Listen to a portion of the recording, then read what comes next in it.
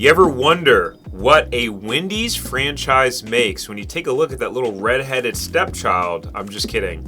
But let's, in this video, break down how much do these Wendy's franchise make? How much do they cost to get open? And at the end of the day, could it actually be a good investment? We're going to answer that question in today's video.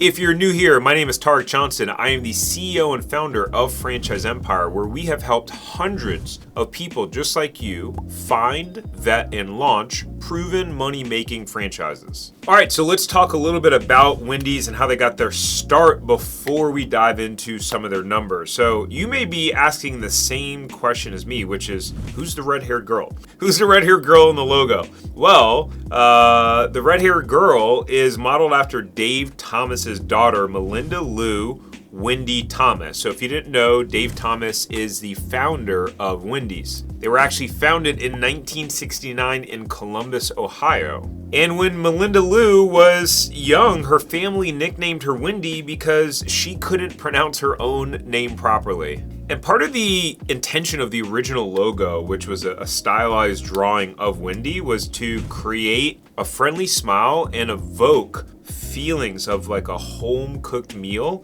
and old-fashioned American hospitality. Now it has turned into disastrous food. No, I'm just kidding. And did you know that Wendy's doesn't freeze any of their meat? That's their thing. Their meat is always fresh, never frozen. It's funny because I've seen videos on the internet, like, how do they do that? That's impossible. Like, how do you transport it? And they're like, have you ever heard of like refrigerators and refrigerated trucks? That's how it's done, but it's actually pretty impressive. I believe that Five Guys does the same thing and follows the same model. There is a point to never frozen food. I mean, it definitely, the taste is different. And so if you ever heard of the term the value menu, who came up with that? Some people might think McDonald's. Actually, Wendy's invented the fast food value menu in 1989 before McDonald's really made it very, very popular in 2002. And here's something really interesting. Wendy's sells 300 million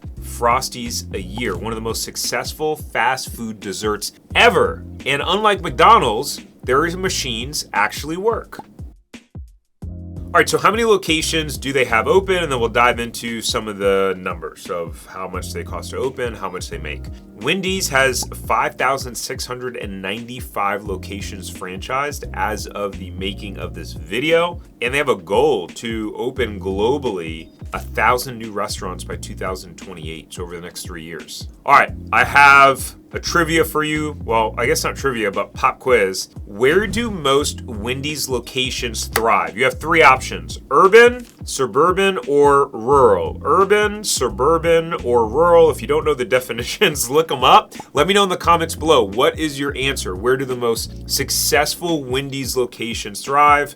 Urban, suburban, or rural? All right, startup cost. So Wendy's ranges from about $2 million to $3.7 million to get up and open. You need to have a net worth of at least $1 million to open up one of these bad boys. That seems to be the theme with most fast food concepts, if not more, really. They have a 6% royalty on gross sales, a 4% ad fee, and $50,000 in additional fees for training, point of sale system, different things like that. There's all sorts of miscellaneous fees in the overall startup cost that's included in that total range. By the way, if you're thinking, I don't have $2 or $3.7 million to open up a Wendy's, but I like the idea of potentially open up a franchise, but one that costs a heck of a lot less, well, then I have a gift for you, which is my 5 low-cost franchises that all make $1 million. It's a 17-page PDF breakdown talking about the brands, their startup cost, how much money they make. There is an accompanying video explaining it and breaking it down.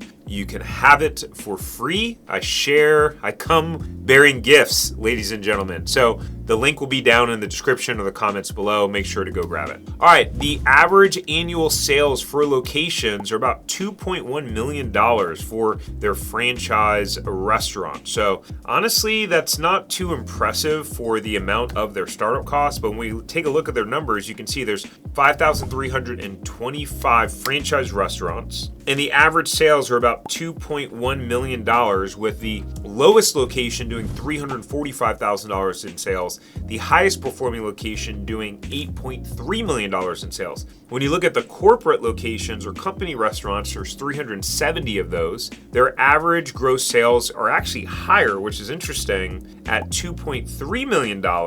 And the range, the lowest performing location does $1.1 million in sales. The highest performing location does $4.8 million in sales. So what's interesting is that the average is higher, but one of the franchise locations is the top performing location at $8.3 million in sales. All right, so did you put the answer to the trivia below, whether it was urban, suburban, or rural that thrived the most? Well, the answer is, drumroll, it's urban. So there are actually more suburban locations. There's 3,270 suburban locations, but suburban locations average $2 million in sales, $2,053,000 to be exact. Urban locations are at $2.4 million in their average, but there are only 694 locations. And then rural actually outperforms suburban. There's 1,731 rural locations, and the average sales are about $2.1 million. All